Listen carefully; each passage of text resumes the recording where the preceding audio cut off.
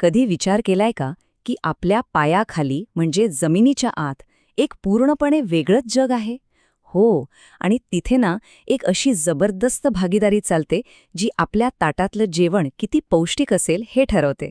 ही गोष्ट आहे एका छोट्याशा जीवाणूची आणि एका वनस्पतीची. चला तर मग या अदृश्य जगात डोकावून पाहूया. आपण नेहमीच ऐकतो नाही का की डाळी खा, कडधान्य खा, भरपूर प्रोटीन मिळतं. पण असं का असतं? म्हणजे वटाणा, मसूर, हरभरा या सगळ्यांमध्ये इतकं प्रोटीन येतं कुठून? याच प्रश्नाचं उत्तर निसर्गाच्या एका मोठ्या आश्चर्यात लपलेलं आहे. आणि आज आपण तेच रहस्य उलगडणार आहोत. तर ह्या सगळ्या प्रकरणाचा सगळ्यात महत्वाचा भाग आहे नायट्रोजन.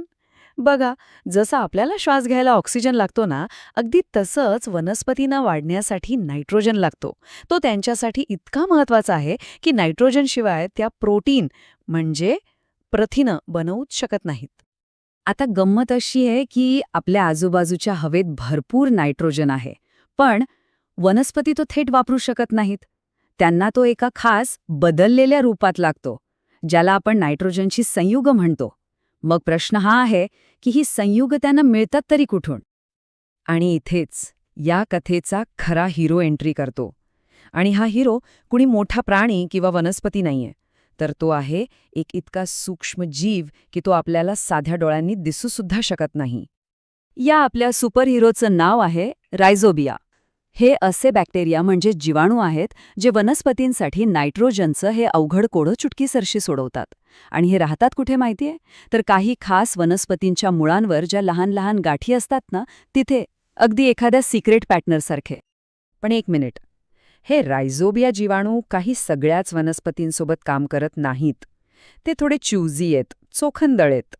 त्यांना वाटाणा, सोयाबीन, घेवडा म्हणजे शेंगा येणाऱ्या वनस्पतीच होस्ट म्हणून लागतात.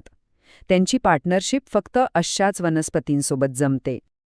आता वनस्पती आणि या जीवाणूंमधलं जे नातं आहे ना, ते काही साधंसुधं नाहीये. ही एक परफेक्ट गिव्ह अँड टेक वाली पार्टनरशिप आहे. विज्ञानात याला एक खास नाव आहे, कारण या दोघांचाही फायदा होतो. या नात्याला म्हणतात सहजीवन किंवा सिम्बायोसिस. म्हणजे काय? तर जेव्हा दोन पूर्णपणे वेगळे जीव एकत्र येतात आणि दोघांनाही एकमेकांमुळे फायदा होतो. Win win situation. कोणी कोणाला लुटत नाही, दोघांचीही प्रगती होते. तर मग हा करार नेमका आहे तरी कसा? बघा, वनस्पती काय करते? ती रायझोबियाला कर्बोदकं म्हणजे सोप्या भाषेत सांगायचं तर एनर्जी किंवा फूड देते. आणि याच्या बदल्यात रायझोबिया काय देतं? तर ते वनस्पतीला नायट्रेट्स, नायट्राइट्स आणि अमिनो ॲसिड्स यांसारखी गरजेची नायट्रोजनची संयुग पुरवतं. मस्त डील आहे ना? ही जी सगळी प्रक्रिया आहे ना, तिला म्हणतात नायट्रोजन स्थिरीकरण. आणि ती अगदी 3 सोप्या स्टेप्समध्ये होते. स्टेप 1, रायझोबिया हवेतला नायट्रोजन शोषून घेतात. स्टेप 2, ते त्या नायट्रोजनला अशा संयुगांमध्ये बदलतात जे वनस्पती वापरू शकेल. आणि स्टेप 3, ही तयार झालेली संयुग वनस्पतीला दिली जातात.